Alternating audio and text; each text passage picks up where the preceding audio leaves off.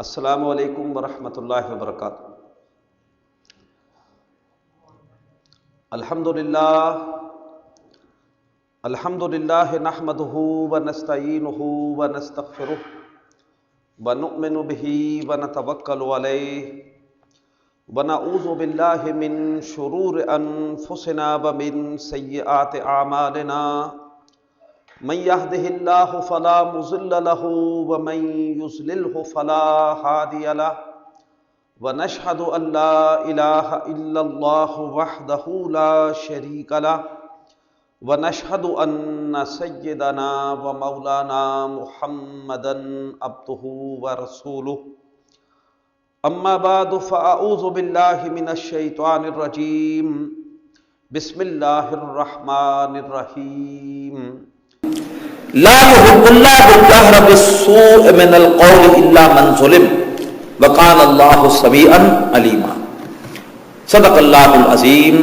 رب اشرح لي صدري ويسر لي امري واحلل عقدة من لساني يفقهوا قولي، آمین یا رب العالمین۔ چھٹے پارے میں مجموعی طور پر 14 رکوع ہیں۔ سورۃ النساء کے آخری 4 رکوع ہیں، یعنی رکوع 21 تا رکوع 24، اور سورۃ المائدہ کے 16 میں سے پہلے 10 رکوع ہیں، رکوع 1 تا رکوع 10۔ سورہ نساء کے 21ویں رکوع میں واضح کیا گیا کہ کافروں کو دوست بنانے والے منافق ہیں۔ اللہ نے منع فرمایا اس رکوع میں کہ مسلمانوں کے مقابلے میں کافروں کو دوست نہ بنائے۔ جو ایسا کرے گا وہ پھر مسلمان نہیں، منافق ہے، اور منافق جہنم کے سب سے نچلے گڑھے میں ہوں گے۔ ہاں، جو توبہ کر لیں، اپنے رویے کی اصلاح کر لیں، اللہ سے چمٹ جائیں، اپنی اطاعت خالص اللہ کے لیے کر لیں تو اللہ انہیں معاف فرما دے گا۔ اس رکوع میں فرمایا کہ جو لوگ یہ کہتے ہیں کہ ہم کچھ رسولوں کو مانتے ہیں کچھ کو نہیں مانتے، جیسے یہود تھے، کچھ رسولوں کو مانتے تھے کچھ کو نہیں مانتے تھے، اور کہتے تھے کہ چونکہ ہم رسولوں کی اکثریت کو مانتے ہیں ہمیں مسلمان مانو، ہمیں بھی مومن مانو۔ فرمایا کہ نہیں، جو لوگ کچھ رسولوں کو مانتے ہیں کچھ کو نہیں مانتے وہ پکے کافر ہیں، اور ان کے لیے ذلت والا عذاب ہے۔ 22ویں رکوع میں اللہ تبارک و تعالی نے آگاہ فرمایا کہ حضرت عیسیٰ علیہ السلام کو اوپر اٹھا لیا گیا۔ اس رکوع میں یہود کے چند جرائم بیان کرنے کے بعد ان کے اس قول کی نفی کر دی گئی کہ وہ کہتے تھے کہ ہم نے حضرت عیسیٰ علیہ السلام کو قتل کر دیا ہے۔ فرمایا وما قتلوہ وما صلبوہ، نہ انہوں نے عیسیٰ کو قتل کیا نہ انہیں صلیب پہ لٹکایا، ولیکن شبہ لہم، بلکہ پورا معاملہ ان کے لیے گڑبڑ ہو گیا، مشتبہ ہو گیا۔ وَإِنَّ الَّذِينَ اخْتَلَفُوا فِيهِ لَفِي شَكٍّ مِّنْهُ، اور جو لوگ اس بارے میں اختلاف کر رہے ہیں وہ شک میں ہیں۔ مَا لَهُمْ بِهِ مِنْ عِلْمٍ إِلَّا اتِّبَاعَ الظَّنِّ، ان کے پاس اپنے اس دعوے کے لیے کوئی علم نہیں، بس وہ تو ایک گمان کی پیروی کر رہے ہیں۔ وَمَا قَتَلُوهُ يَقِينًا، یقین طور پر انہوں نے عیسیٰ علیہ السلام کو قتل نہیں کیا، بل رفعہ اللہ الیہ، بلکہ اللہ نے ان کو اپنی طرف اٹھا لیا۔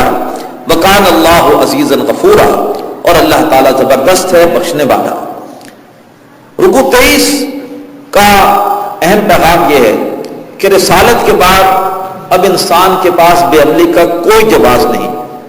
اس رکوع میں رسالت کے حوالے سے بڑی اہم آیت آئی، رسلا مبشرین ومنذرین لئلا یکون للناس علی اللہ حجۃ بعد الرسل وکان اللہ عزیزا حکیما۔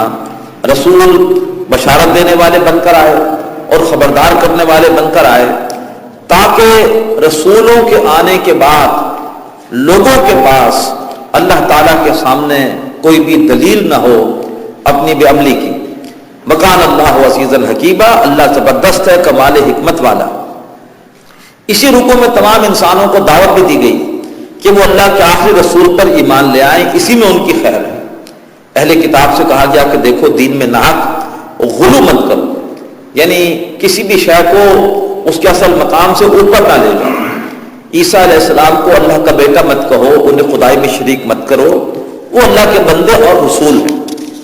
سورہ نساء کے 24ویں اور آخری رکوع میں اللہ نے حکم دیا کہ اللہ پر ایمان لاؤ اور قرآن کے ساتھ چمٹ جاؤ۔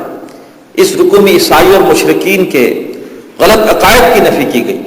عیسائیوں نے حضرت عیسیٰ علیہ السلام کو اور مشرکین نے فرشتوں کو اللہ کی اولاد قرار دیا، حالانکہ حضرت عیسیٰ اور فرشتے اللہ کے بندے ہیں، اور وہ اللہ کی بندگی کو اپنے لیے سعادت سمجھتے ہیں۔ مزید فرمایا کہ جو کوئی بھی اللہ کی بندگی کے حوالے سے اعراض کرے گا اللہ اسے شدید عذاب دے گا۔ اسی رکوع میں حکم دیا گیا کہ دیکھو تمہارے پاس قرآن کی صورت میں واضح دلیل آ چکی ہے، بس اللہ پر ایمان لاؤ اور قرآن مجید کے ساتھ چمٹ جاؤ۔ جو لوگ بھی ایسا کریں گے اللہ انہیں اپنی رحمت اور فضل میں داخل فرمائے گا اور انہیں سیدھے رستے کی ہدایت نصیب فرمائے گا۔ اللہ نے ایسا کرنے کی توفیق عطا فرمائے۔ سورۃ المائدہ کا مرکزی مضمون ہے نفاذ شریعت اور اس کے لیے جد و جہد کی تاکید۔ اس سورہ مبارکہ کے پہلے رکوع میں ایک اہم ہدایت آئی کہ نیکی اور تقوی کے کام میں تعاون کرو۔ حکم دیا گیا وتعاونوا علی البر والتقوی، اور تعاون کرو نیکی اور تقوی کے کاموں میں، ولا تعاونوا علی الاثم والعدوان، اور تعاون نہ کرو گناہ اور زیادتی کے کام میں۔ صرف گناہ کا کام کرنا غلطی نہیں ہے، اس میں کسی قسم کا تعاون کرنا بھی غلطی ہے۔ جیسے حدیث میں آتا ہے کہ سود کا کھانا بھی گناہ ہے، کھلانا بھی گناہ ہے، اور اس پر گواہی دینا اور اس کے معاملات کو لکھنا بھی گناہ ہے، سب پر اللہ کی لعنت ہے۔ شراب کا بنانا بھی حرام ہے، بیچنا بھی حرام ہے، اس کا ڈھونا بھی حرام ہے اور اس کا پینا بھی حرام ہے۔ رکوع 2 حکم دیا گیا عدل کرو، یہی تقویٰ کے زیادہ قریب ہے۔ اس رکوع میں پھر مسلمانوں کو حکم دیا گیا کہ عدل کے علمبردار بن کر کھڑے ہو جاؤ، اور کسی قوم کی دشمنی تم اس پر آمادہ نہ کرے کہ تم عدل نہ کرو، عدل کرو، یہی تقویٰ کے زیادہ قریب ہے۔ تیسرے رکوع میں مضمون ہے عہد شکنی کی سزا، عہد شکنی کی سزا اللہ کی طرف سے لعنت۔ اس رکوع میں بنی اسرائیل سے ایک عہد لینے کا ذکر ہے۔ اللہ نے ان سے عہد لیا کہ تم اگر نماز قائم کرو گے، زکوٰۃ دو گے، میرے رسولوں پر ایمان لاؤ گے، ان کا ساتھ دو گے، اللہ کی دین کی نصرت کے لیے مال خرچ کرو، تو میں تمہارے گناہ معاف کر دوں گا اور تمہیں جنت کے باغات میں داخل کروں گا۔ بدقسمتی سے بنی اسرائیل نے اس عہد کو توڑ دیا اور پھر اللہ نے ان پر لعنت بھی کی اور انہیں مختلف عذابوں سے دوچار کیا۔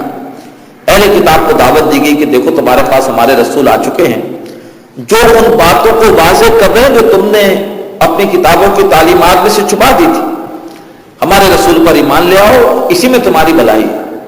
یہود اور عیسائیوں کی اس قول کی نفی کی گئی کہ ہم اللہ کے بڑے محبوب ہیں۔ فرمایا اتنے محبوب بھی تم پر اللہ کی طرف سے عذاب کی نازل ہوتے رہے۔ اس کے بعد چوتھے رکوع میں نفاذ شریعت کی جد و جہد سے اعراض کی ایک شرمناک مثال بیان ہوگی۔ اس رکوع میں حضرت موسیٰ علیہ السلام کا یہ بیان نقل ہوا جو انہوں نے اپنی قوم کے سامنے رکھا کہ دیکھو اللہ نے تم پر کیسی کیسی نعمتیں کی ہیں۔ اب اللہ نے بہت بڑی نعمت تورات کی صورت میں دے دی ہے، ہمیں اس تورات کی تعلیمات کو نافذ کر کے دنیا میں ایک عادلانہ معاشرے کی مثال قائم کرنی ہے۔ ہم صحرا میں ہیں، یہاں مثال قائم ہو نہیں سکتی۔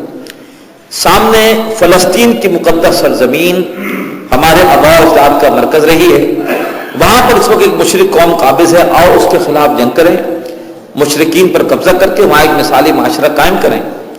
قوم نے کہا کہ موسیٰ آپ اور آپ طرف جا کے جنگ کیجیے، ہم یہاں پر بیٹھے۔ حضرت موسیٰ علیہ السلام کو انتہائی صدمہ پہنچا اور اللہ تعالیٰ سے قوم کے حق میں بددعا کی کہ اللہ مجھے اپنے اور اپنے بھائی کی جان کے علاوہ کسی پر اختیار نہیں، دور کر دے مجھے اس فاسق قوم سے۔ اللہ نے بنی اسرائیل کو پھر 40 سال تک صحرا میں بھٹکنے کی سزا دی۔ پانچویں رکوع کا مضمون ہے قربانی متقیوں کی قبول ہوتی ہے۔ حضرت آدم علیہ السلام کے 2 بیٹوں حضرت حابیل اور قابیل نے قربانی پیش کی۔ حضرت حابیل کی قربانی قبول ہو گئی، آسمان سے آگ آئی اور اس نے ان کی قربانی کو جلا دیا۔ قابیل کی قربانی قبول نہ ہوئی، اس نے غصے میں آ کر دھمکی دی حضرت حابیل کو کہ میں تمہیں شہید کر دوں گا۔ حضرت حابیل نے جواب دیا قربانی متقیوں کی قبول ہوتی ہے، اپنی ناکامی کا الزام مجھے نہ دو بلکہ اپنی نیت اور اپنے کردار میں اس کا سبب تلاش کرو۔ لیکن قابیل نے حضرت حابیل کو شہید کر دیا اور ہمیشہ کے لیے خسارے سے دوچار ہوا۔ اس رکوع میں یہ اصول بیان کر دیا گیا کہ جو کسی جان کو ناحق قتل کرے گا وہ پوری انسانیت کا قاتل قرار پائے گا۔ اور جو کسی ایک جان کی حفاظت کرے گا وہ پوری انسانیت کا محافظ سمجھا جائے گا۔ اسی رکوع میں فرمایا کہ جو لوگ دہشت گردی کریں، کھلے عام قتل و غارت گری کریں، لوٹ مار کریں، ان کے ٹکڑے کر دو، انہیں صلیب پہ لٹکا دو، یا ان کے ہاتھ پاؤں کاٹ دو، یا انہیں جلا وطن کر دو۔ ہاں، جو اپنے آپ کو خود قانون کے حوالے کر دیں تو پھر ان کو معاف کیا جا سکتا ہے۔ چھٹے رکوع میں حکم دیا گیا کہ چور مرد ہو یا عورت اس کے ہاتھ کاٹو۔ فرمایا کہ چاہے چوری کرنے والا مرد ہو عورت ہو، کوئی رحم نہ کرو، ان کے ہاتھ کاٹو۔ اب یہ ہاتھ ہم کیسے کاٹیں؟ کیا ہم خود کاٹ سکتے ہیں؟ نہیں کاٹ سکتے۔ لہذا اس حکم پر عمل کے لیے لازم ہے کہ ہم اسلامی ریاست کے قیام کی جد و جہد کریں تاکہ یہ حکم نافذ ہو۔ یہ حکم صرف اس لیے نہیں ہے کہ اس کی تلاوت کر کے ثواب حاصل کر لیں اور یا اپنے مرحومین کو اصحال ثواب کر دیں۔ اللہ تعالیٰ ہمیں اسلامی ریاست کے قیام کے لیے جد و جہد کرنے کی توفیق عطا فرمائے۔ 7ویں رکوع میں فرمایا کہ شریعت کے مطابق فیصلہ نہ کرنے والے کافر، ظالم اور فاسق ہیں۔ پورے قرآن مجید میں نفاذ شریعت کی تاکید پر یہ رکوع کلائمیکس ہے۔ بڑے جلالی اسلوب میں حکم دیا گیا کہ خواہشات نفس کی نہیں، شریعت کی پیروی کرو، ورنہ کان کھول کر سن لو۔ وَمَن لَّمْ يَحْكُم بِمَا أَنزَلَ اللَّهُ فَأُولَٰئِكَ هُمُ الْكَافِرُونَ، جو لوگ اللہ کے نازل کردہ کلام کے مطابق فیصلے نہ کریں وہی تو کافر ہیں۔ وَمَن لَّمْ يَحْكُم بِمَا أَنزَلَ اللَّهُ فَأُولَٰئِكَ هُمُ الظَّالِمُونَ، جو لوگ اللہ کے نازل کردہ کلام کے مطابق فیصلے نہ کریں وہی تو ظالم ہے۔ شریعت ہی میں عدل ہے، شریعت نافذ نہیں ہوگی تو ظلم ہے۔ وَمَن لَّمْ يَحْكُم بِمَا أَنزَلَ اللَّهُ فَأُولَٰئِكَ هُمُ الْفَاسِقُونَ، اور جو لوگ اللہ کے نازل کردہ کلام کے مطابق فیصلے نہیں کرتے وہی تو فاسق ہے، وہی تو باغی ہے۔ آج ہم پر قرآن مجید کی ان تینوں وعیدوں کا اطلاق ہو رہا ہے۔ اللہ نے احساس ضیاء عطا فرمائے اور احکامات الہی کے نفاذ کے لیے تن من دھن سے جد و جہد کی توفیق عطا فرمائے۔ 8ویں رکوع میں حکم دیا گیا کہ یہودیوں اور عیسائیوں کو دوست نہ بناؤ۔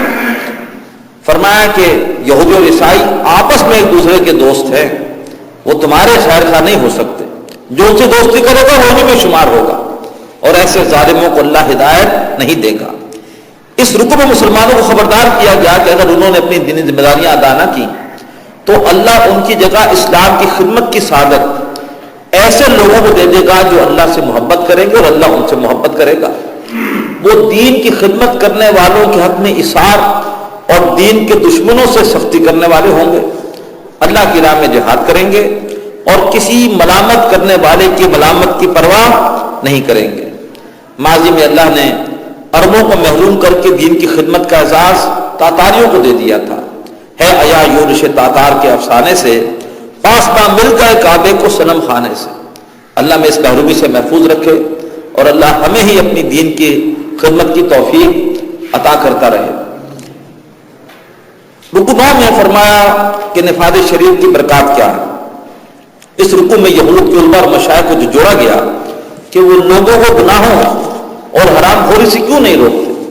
مزید فرمایا کہ اگر اہل کتاب تورات اور انجیل کے احکامات نافذ کرتے تو ان پر آسمان سے بھی رحمت کی بارشیں نازل ہوتی اور زمین بھی نعمت کے خزانے اگل دیتی۔ اللہ ہمیں بھی اپنے معاشرے میں احکامات شریعت نافذ کرنے کی توفیق عطا فرمائے۔ نیچے ایک حدیث دی ہوئی ہے ابن ماجہ کی کہ اقامت حد من حدود اللہ خیر من مطر 40 لیلہ فی بلاد اللہ عز وجل، اللہ کی حدود میں سے کسی حد کا نفاذ اللہ کے شہروں میں 40 راتوں کی رحمت سے برسنے والی بارش سے بہتر ہے۔ 10ویں رکوع میں فرمایا کہ شرک کرنے والے پر جنت حرام ہے۔ اس رکوع کے شروع میں اہل کتاب کو جو جوڑا گیا کہ یا اہل کتاب لستم علی شیء حتی تقیموا التوراۃ والانجیل وما انزل الیکم من ربکم، اے اہل کتاب تم کسی بنیاد پر نہیں جب تک تم تورات، انجیل اور جو کلام بھی تمہارے رب کی طرف سے نازل کیا گیا ہے اسے نافذ نہیں کرتے۔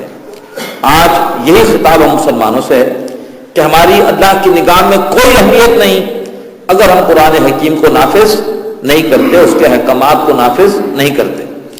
اسی رکوع میں عیسائیوں کے عقیدے کی زوردار نفی کی گئی کہ اللہ حضرت عیسیٰ علیہ السلام میں حلول کر گیا ہے اور اب معاذ اللہ عیسیٰ ہی خدا ہے۔